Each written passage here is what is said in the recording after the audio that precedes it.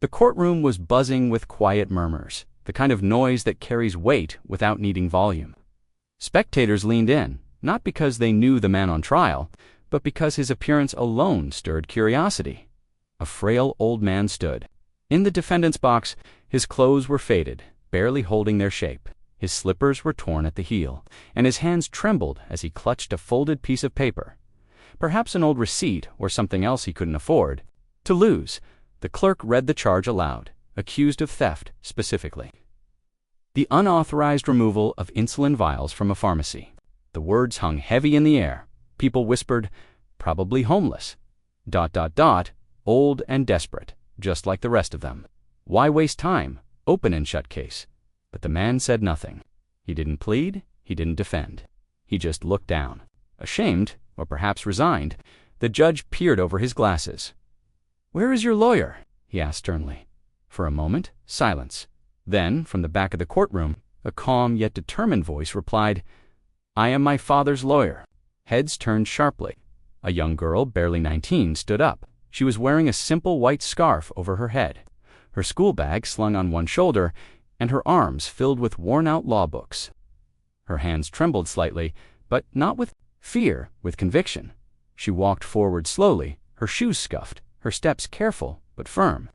The courtroom watched in stunned silence as she reached the defense table and stood beside her father. He glanced at her, his eyes wide, not in protest, but in disbelief. He hadn't known she would come. Perhaps he didn't want her to see him like this. But she smiled, not the smile of reassurance, but of quiet power. The kind that says, "I've got you." The judge raised an eyebrow. "Young lady, who are you?" She took a breath and replied, clearly, "My name is Ariba Malik. I am a third-year law student. I have no official license, Your Honor, but I have the truth. And I have the right to speak for the man who raised me, the man who now stands accused simply for trying to save my life." Gasps swept across the courtroom. The judge sat back, intrigued now, not skeptical. The prosecutor paused mid. The gallery fell silent, all eyes fixed on the girl in the plain dress, holding her books like armor. This wasn't just a trial anymore. It was the beginning of something far more powerful, a fight for dignity, for truth, for a father's love. Through the voice of the daughter he raised to be stronger than his circumstances, and so began the trial, not just of a man accused of theft, but of a system that too often confuses desperation with crime. The judge leaned forward, resting, his elbows on the desk. The room remained silent, not by order, but by awe. Something was different now. This wasn't just a trial anymore. This was a story unfolding, and everyone wanted to hear it. "Proceed," the judge said. Ariba adjusted her scarf, placed her books on the table, and looked around, not at the crowd, but at her father, who still hadn't lifted his head. Her voice wavered only slightly, but it carried a weight that no textbook could teach. "My father's name is Iqbal Malik. He wasn't always like this." She paused, gathering strength. "He used to be a school teacher, the kind who stayed after class to help students, the kind who brought chalk from his own salary when the school couldn't afford it. I remember as a child holding his hand while he walked me to school, wearing the same shoes he wears now, not because he's stubborn, but because those are the only ones he owns." A lump formed in her throat, but she didn't stop. "Everything changed when my mother died. It was sudden, a stroke. We didn't even have money for her ambulance. That night, my father sat outside the hospital for 6 hours, crying not for her death, but because he had to borrow for her burial." Gasps and murmurs returned, but softer now. They weren't judgmental anymore. They were sympathetic. After that, he sold everything, furniture, books, even his beloved typewriter, so I could continue studying. He told me, "Ariba, one educated woman can change a family. You'll be that woman." Her hands trembled slightly as she pulled out an envelope. "Is proof of my illness.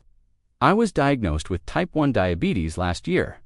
Without insulin, I could go into a coma in hours. My father, he tried. He applied for government aid. He visited NGOs. He stood in line at public clinics at 5 a.m. Sometimes, he walked for miles. Every time he came home empty-handed, he'd still smile and say, 'We'll find a way.'" Her voice cracked now. 2 nights ago, he couldn't find that way. She looked at the judge. So he made a choice between letting his daughter suffer or breaking a law. A single tear rolled down her cheek.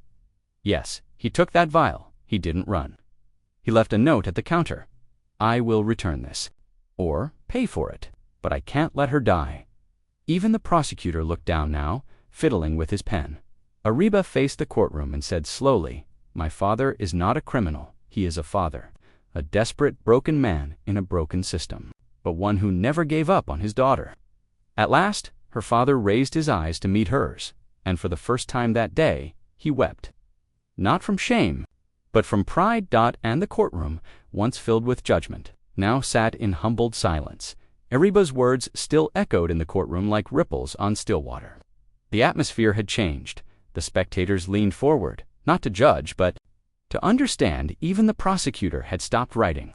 The judge folded his hands and nodded, inviting her to continue.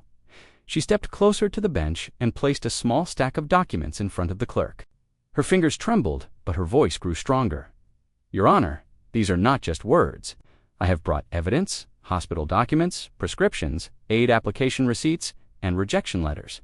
She picked up one of the papers. This is the form my father filled at the local charity clinic, dated 3 months ago. It says, application pending, funds not available. She placed another. This is the letter from the district health office. It reads, request denied due to insufficient documentation of income. My father earns so little. There is no official income, no payslips, just odd teaching gigs and tutoring children in our neighborhood. Another paper, this one, is my prescription from Civil Hospital. It clearly states I require daily insulin. Without it, I risk seizures, coma, and death. The judge flipped through the document slowly. The courtroom watched in pin-drop silence. Ariba continued, my father applied again and again. He visited charity offices so many times that security guards began to recognize him. He stood in line with files, praying someone would listen. No one did. She swallowed hard. When he realized help wasn't coming, he started skipping meals. I used to think he wasn't hungry, but now I know he was saving money for one vial, just one. She turned to the gallery. Do you know how much one insulin vial costs, Your Honor? Rs. 2,800? That's more than our monthly rent. There were murmurs of disbelief. Ariba's voice dropped to a whisper. Do you know what he ate last week? Dry bread, twice a day. When I asked, he said he wasn't hungry, but he lied. For me, tears ran down her cheeks now, unchecked. He didn't steal from greed. He stole from grief, from helplessness, from love. She walked over to her father slowly and placed a hand on his shoulder. He looked up at her, ashamed but overwhelmed. I found the insulin vial under his pillow, wrapped in cloth. With it, a note that said, if anything happens to me, give this to Ariba on time. The entire courtroom was still. Even the air seemed heavy. She looked at the judge, her voice breaking. If saving my life is a crime, then maybe I should be standing in that box too. The judge leaned back, eyes misty, lips pressed together in thought. And at that moment, the people in the courtroom stopped seeing an old man in rags. They saw a father who had sold everything, even his pride, to keep his daughter alive. This was no longer a case of theft. This was a case of unseen sacrifices now finally seen. The courtroom was suspended in silence, not a legal silence, but a human one, the kind that wraps itself around you when truth arrives without warning, heavy and humbling. Every eye was fixed on the judge now. Even the fans above seemed to spin more quietly. Judge Fareed Hussein removed his glasses slowly, placed them on the table, and sighed, not out of frustration, but from the weight of what he had just witnessed. He looked at the old man in the defendant's box, thin, tired, silent, and then at the girl who now stood by him like a shield. Mr. Iqbal Malik, he said, voice calm but commanding. Do you have anything to say before I give my decision? Iqbal hesitated, his lips trembling. Then, for the first time during the trial, he spoke. My lord, I didn't mean to steal. I waited near the counter, but the pharmacist had gone for tea. I panicked. Ariba was sick. She hadn't opened her eyes in hours. I just couldn't lose her. I thought I'd come back and pay someday. He bowed his head again, but maybe someday is too late for justice. A hush settled again. Judge Fareed leaned forward, his eyes now soft. Justice is not blind, Mr. Malik. It only wears a blindfold to avoid bias, not to ignore humanity. He turned his gaze to the clerk. "Record this carefully." He paused, then slowly and deliberately declared, "The charges against Mr. Iqbal Malik are hereby dismissed." A collective gasp filled the room. This court finds that the theft in question lacked criminal intent, and was instead an act of desperation driven by medical urgency and love for one's child. He continued, voice growing firmer. "Let it be noted that the system failed this man before he failed the law. He sought help through every proper channel. He was denied by bureaucracy, neglected by aid, and ignored by those in power. Then he looked at Ariba. And you, Miss Malik, you reminded us today what the law was meant to do. Not just punish, but protect. Not just interpret statutes, but deliver justice." The gallery burst into quiet applause, restrained but emotional. Even the prosecutor nodded respectfully, his earlier rigidity softened into something closer to admiration. Ariba held her father's hand. He squeezed it tightly, and for a brief moment, he no longer looked like a broken man. He looked like a father whose sacrifice had been seen, whose love had been honored as they stepped out of the defendant's box. People made way for them, not out of pity, but respect. Outside, reporters had already begun gathering, word spreading fast. A poor man, forgiven by the court, defended by his daughter, and just like that, in a courtroom built for verdicts, something more powerful had occurred. Not just the clearing of a name, but the restoration of dignity. The courtroom doors closed behind them, but the echo of that day, of that verdict, never really faded. Within hours, the story made its way to social media. A photo emerged, a girl in a white scarf holding her father's hand outside the courtroom. Tears still in her eyes, yet her chin lifted with quiet pride. The caption read, she said, "I am my father's lawyer." And then, she changed everything. The story spread like wildfire. TV anchors replayed courtroom footage. Newspapers ran headlines like, "Daughter turns courtroom into a battlefield of truth, a law student who taught the law a lesson." The day Justice War Simplicity scholarship offers started pouring in from private law colleges, public institutions, even international programs. Legal firms wrote open letters offering mentorship. Activists called her brave. Human rights lawyers called her necessary. But Ariba stayed grounded. She refused TV interviews. She turned down lucrative offers.